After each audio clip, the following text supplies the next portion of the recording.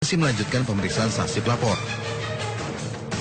Sidang hari ini beragendakan pemeriksaan 5 orang saksi pelapor dari jaksa penuntut umum. 5 saksi yang dihadirkan pada sidang kali ini, termasuk saksi yang telah dijadwalkan pada sidang minggu lalu, belum hadir karena sakit. Saksi tersebut yakni Sekretariat PP Pemuda Muhammadiyah Pedri Kasman, Pengurus DKM Darussalam Kota Wisata Cibubur Ibnu Baskoro, pendiri Yayasan Pemindah Mualaf Irena Center Irena Handono, Sekretaris Forum Umat Islam Bogor Wilyudin Abdul Rasid Dani, dan saksi minggu lalu Advokat Burhanuddin. Menurut tim kuasa Ahok, keterangan saksi pun dianggap tidak ada yang kredibel karena tidak ada yang jauh berbeda dengan keterangan keempat saksi di sidang sebelumnya. Menariknya lagi, kuasa hukum Ahok menyisipkan acara tablik akbar di Pulau Pramuka, Kepulauan Seribu kemarin. Mereka berpendapat bahwa kasus penistaan agama merupakan hasil rekayasa.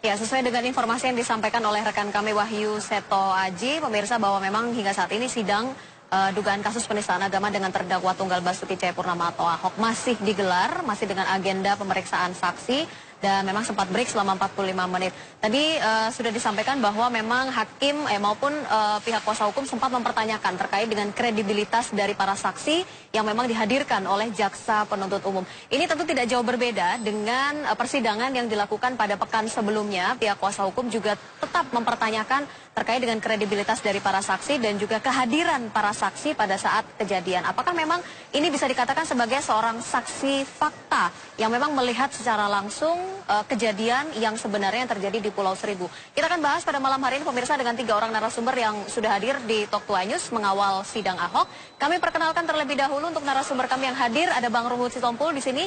Kami perkenalkan sebagai juru bicara dari Ahok Jarot, begitu ya. Tidak ada kaitannya dengan pilkada sebenarnya, tapi kami mengambil Anda sebagai juru bicara saja, perwakilan dari Pak Ahok, karena kuasa hukum saat ini sedang bersidang, begitu ya, di pengadilan di Kementerian Pertanian.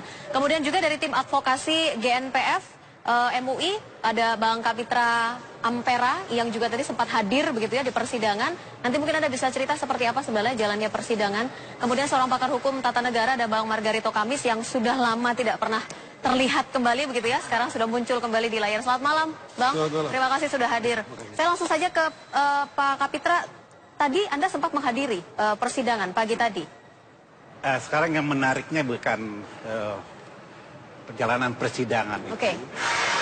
Ada debat tebal yang mengatakan eksistensi saksi. Eksistensi dan kredibilitas dari saksi. Kredibilitas saksi itu tentu semua harus ada payung, umbrella of law-nya. Oke. KUHP, Undang-Undang Nomor 8 Tahun 81, Pasal 1 ayat 26 mengatakan saksi itu orang yang melihat, mendengar, betul, yang merasakan dan mengetahui suatu perbuatan pidana. Itu dulu. Tahun 2010, Mahkamah Konstitusi mengeluarkan keputusan nomor 65/PU/8 Romawi tahun 2010 bahwa saksi itu adalah orang yang melihat, mendengar, mengetahui baik secara tidak langsung. Jadi orang yang tidak ada di tempat kejadian, tapi apabila dia mendengar, melihat dari televisi atau mendengar dari seseorang, tapi ada respon hatinya bahwa dia merasa dirugikan atau merasa ada sesuatu yang menurut mereka perlu dilaporkan, boleh menjadi saksi. Jadi saksi itu tidak ada lagi dikotomi antara saksi fakta dan saksi yang melaporkan. Karena sudah ada payung hukumnya. Yang kedua yang lebih menarik bagi saya, ini hal yang baru. Karena apa? Karena karakter gitu ya. Performance saksi ini tidak diperlukan. Karena identitas lengkap saksi, identitas lengkap itu diperlukan untuk terdakwa. Kalau identitas lengkap terdakwa itu tidak maksimal, maka dia bisa dieksepsi. Tetapi kalau saksi itu kan pengetahuan atas peristiwa tindak pidana yang dia alami, yang dia dengar, yang dia lihat. Tapi ini kok membias ke personality begitu, attack to personal begitu. Apakah artinya identitas para saksi ini tidak perlu sedetail identitas dari terdakwa begitu maksudnya? Tidak ada payung hukum yang mengatakan bahwa kita harus bongkar identitasnya. Yang kita harus bongkar itu apa yang dia ketahui, pengetahuan yang dia ketahui sebagai saksi. Itu yang harus yang digali. Oke. Sehingga kita penasihat hukum atau peserta sidang bisa menemukan kebenaran material dari perkara yang lagi diadili. Apakah memang selama sidang berlangsung hanya memperdebatkan masalah itu? Lebih berat ke sana daripada Lebih substansi perkara. Ada pokok perkara begitu. Dan ini menarik bagi saya ya, yang hampir 30 tahun di pengacara. Dan tidak pernah kita lihat begitu ya. Saya tidak mengatakan ini benar view or high feel gitu, kedangkalan berpikir. Tapi saya melihat ini suatu strategi gitu, bagaimana mencoba mengkaburkan perkara yang sedang diadili dengan identitas performance saksi gitu. Sehingga saksi ditanya latar belakang, ditanya pekerjaan. Saya pikir ini strategi untuk mengaburkan substansi perkara. Seolah-olah nanti berbalik bahwa yang bersalah itu saksi, bukan lagi Ahoknya sebagai terdakwa. Iya, juru bicara Ahok boleh memberikan penyampaian, emang benar ini strategi dari pihak Ahok Jarot sebenarnya, atau pihak dari kuasa hukum Pak Ahok begitu ya, untuk melihat ini kasusnya tidak relevan sebenarnya dengan apa yang ditanyakan oleh kuasa hukum terhadap saksi. Begitu mungkin maksud Anda ya? Tidak ada relevansinya sebenarnya dengan kasus. Tidak kontekstual. Tidak kontekstual begitu. Iya, lawyer Pak Ahok ini jujur saja, walaupun mereka lebih muda dari saya jauh, tapi orang-orang yang profesional, orang-orang yang hebat. Iya. Ya. Karena itu namanya pengacara, ya. Ini kejadian di Jakarta. Iya. Jadi biasa pengacara itu kan nalurinya membela orang. Jadi selalu usahe. Orang Jakarta Betawi bilang begitu kan. Iya. Jadi mereka masuk mungkin dari situ. Tapi memang kalau kita berangkat dari awalnya hukum, yang namanya saksi itu eyewitness, ya, saksi mata yang langsung melihat. Ini saya nggak tahu dulu nih putusan. Tapi payung hukumnya sudah jelas tadi dikatakan. Ya itulah, kan. Tapi apapun kita nggak bisa lupa, ya, nggak bisa kita hindari itu, ya. Artinya kalau bicara saksi, eyewitness tidak. Ya, artinya menurut Anda harus yang memang ada pada saat itu, kan begitu. Itu. Tapi kembali apa yang dikatakan tadi oleh sahabat saya, yang saya lihat kan begini, ya. Itu yang saya katakan, kasus Ahok ini politik. Kenapa dibilang politik? Kasus politik ini. Tidak ada yang mengatakan kasus politik loh, ini murni kasus dugaan penistaan. Ini politik. Apa dugaan Anda? Alasan Anda mengatakan politik begitu? Saya ini lawyer udah 35, udah jalan 40 tahun. Kami percaya, ini semua ahli hukum sebenarnya. Saya mau bilang, mana ada sidang, ya, secepat ini. Aku maunya ini kita mesti salut dengan Pak Jokowi sebagai presiden kita. Kenapa? Menjadikan hukum panglima. Mestinya memang begini sekarang. Ya. Jadi bayangkan, sidang sekarang jam 9 mulai. Kalau zaman saya sebelum cuti, saya di DPR, ya, itu sidang selalu jam 9. Tapi bukankah lebih baik kalau memang sidang dipercepat begitu ya, kemudian hasilnya juga bisa diketahui oleh masyarakat, artinya masyarakat butuh kecepatan untuk pengusutan kasus ini. Itu yang benar, saya bilang. Itu yang saya bilang politiknya. Oh, ya? Menurut Anda ini politik? Kalau saya bilang ini awal-awal sidang ini apa? Maunya sebelum pilkada, ya udah diputuskan. Kalau sekarang udah kita nggak usah ribut-ribut. Ini saya pinjam kata-kata Bapak Kapolda, Pak Iwan. Ini sidang ini nanti baru selesai, paling cepat bulan Mei. Hati-hati loh Bang, nanti kalau mungkin Anda akan mengatakan pengadilan ini juga pengadilan politik. Oh ini memang politik kok. Kok ini mana? Politik kata Ruhut Sitompul. Tegas saya katakan.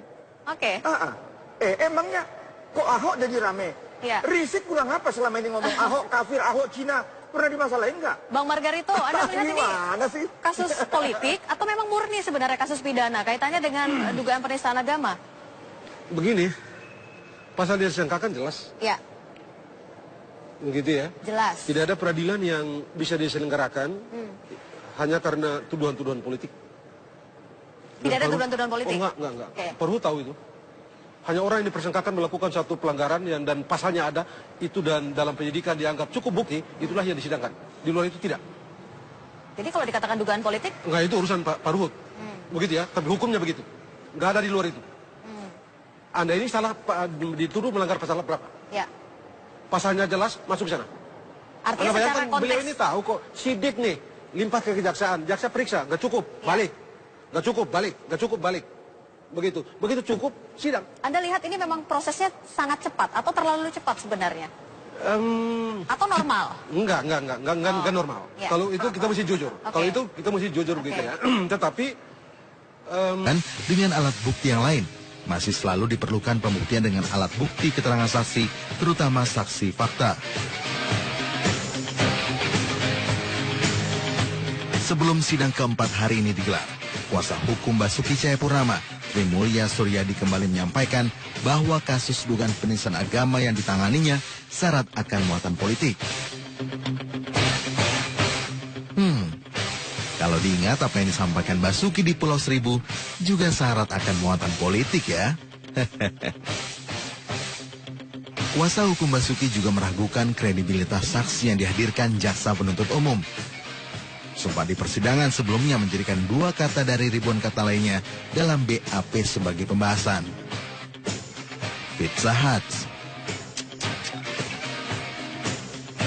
Kini latar belakang pekerjaan.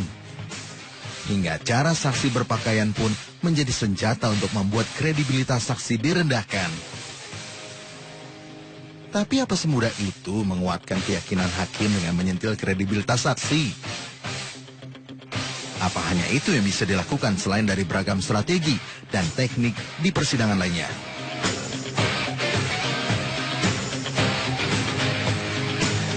Lalu bagaimana dengan saksi yang dihadirkan beserta barang bukti rekaman Basuki Cahayapurnama? Tentu masyarakat juga berharap jalannya persidangan akan berimbang. Pembuktian dari kedua pihak sangat dinantikan. Bukan hanya menjatuhkan kualitas lawan di masyarakat yang tujuannya tak lain kembali untuk memenangkan keinginan menjadi kepala daerah. Bila kedua pihak sepakat bahwa ranah hukum jangan dicampur dengan urusan politik, masyarakat tentu mengapresiasi. Bila tidak, masyarakat tetap tahu. Ingat, masyarakat kita sudah sangat cerdas dan sadar.